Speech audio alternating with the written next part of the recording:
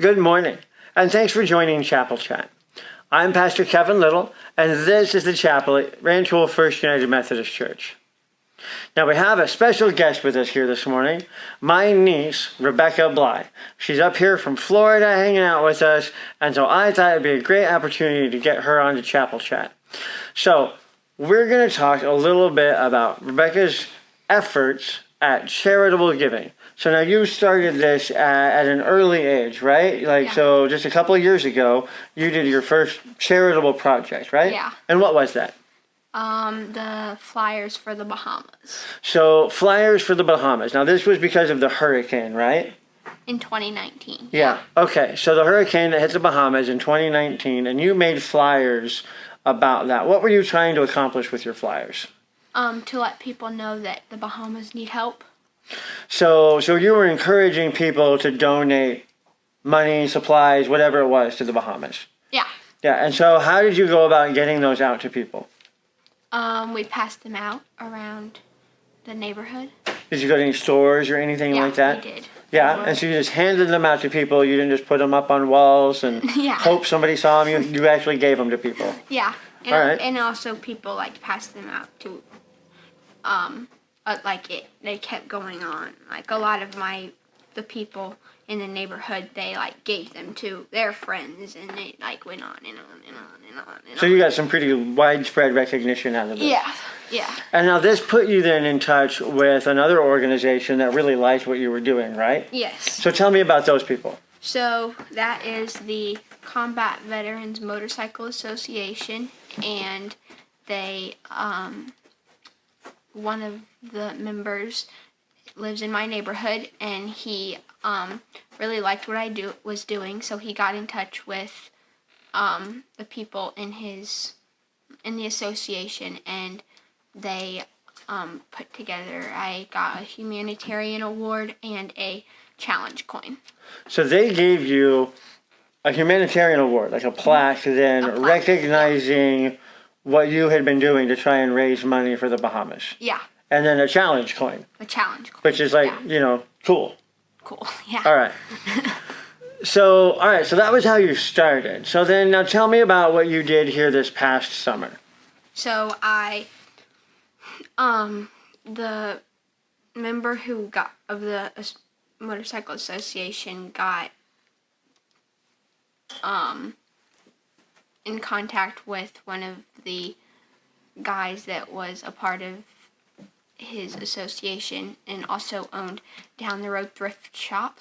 Down the Road Thrift Shop is the name of the store? Yes. And so this guy was in the motorcycle association with, was it Bruce, right? Bruce, yes. Okay. That's his name. And Bruce asked what else he needed, what a lot of the homeless veterans come in for.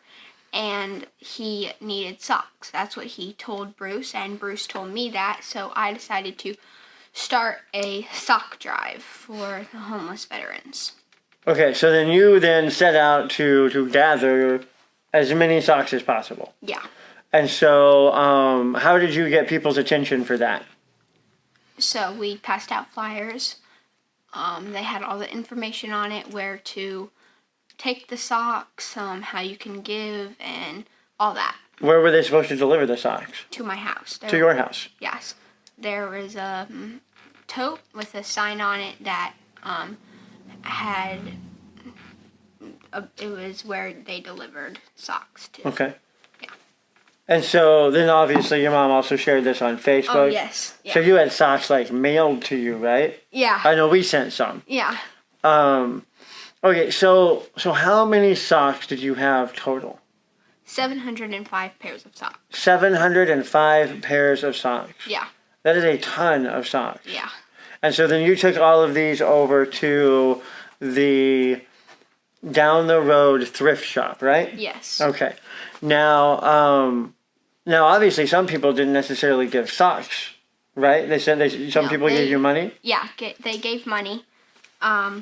So at the end, we hadn't spent the money yet, so at the end we just had the socks and the money. And so we decided to use the money to buy sheets. So the owner of Down the Road thrift. He furnishes apartments for the homeless veterans so they have some place to live.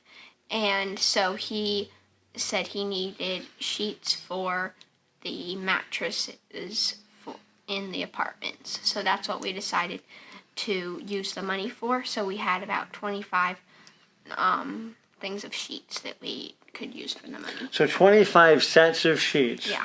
For these vets who were staying in these apartments then Yeah. to be able to use for warmth and what have you, Yes. on top of 705 pairs of socks. Yes.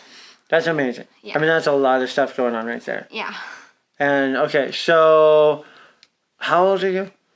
13. So you would have been 12 when you started working on the sock drive. Yeah. And you're just 13 now. Yeah. And would have been about 10 at the time of the hurricane flyers. Yes. So you guys, I want you to stop and think about this. She's 13 now. She's already done 2 charitable campaigns to try and help people in her community. This is exactly the kind of thing that we want to look for in the world around us here. This is mission work. This is the kingdom of God happening, just like we've been talking about on Sundays with the kind of stuff that we can do. Now, you've even gone so far as to create a name for your charitable organization, right? Yeah. And what is that name? Be Berry Giving. Be Berry Giving. And we'll show the logo here that she helped create. And this is then, as you can see by the berry in the middle of it, in honor of my father, her grandfather, who, as most of you know, we lost last year to COVID. So Dad touched many lives. And through Rebekah, then, he continues to touch even more lives as she continues to do this kind of stuff. Thanks for hanging out with me here today. I'm glad that we got to do this. I'm glad that you guys have had a chance to see just how easy it is at any age to get involved with doing something good for your community on behalf of God, or even if you just want to and you're not a church person, at any age you can start and find things that people can do. Thanks for joining us this week.